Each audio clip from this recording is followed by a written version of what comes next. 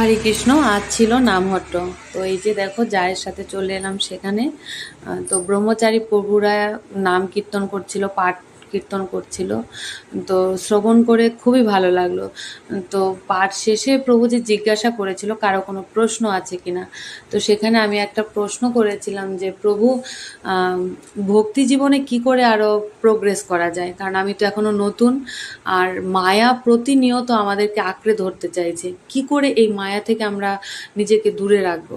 তখন প্রভুজি বললেন ভোরবেলার মঙ্গল আরতিটা খুব ইম্পর্ট্যান্ট। তো ভোরবেলা মঙ্গল আরতি করতে হবে। আর বৈষ্ণব অপরাধ, এই বৈষ্ণব অপরাধ থেকে আমাদের দূরে থাকতে হবে। যখনই আমাদের বৈষ্ণব অপরাধ হবে না, তখন ভক্তিটা আস্তে আস্তে কমে যাবে। তো আর প্রতিনিয়ত আমাদের প্রসাদ সেবা করতে হবে, গীতা ভাগবতম শ্রবণ কীর্তন করতে হবে, ভক্ত সঙ্গ করতে হবে। তো এই যে ভগবানের প্রতি আমাদের শরণাগতি, এগুলো করতে পারলেই আমাদের আস্তে আস্তে মায়া থেকে দূরে থাকতে পারবো।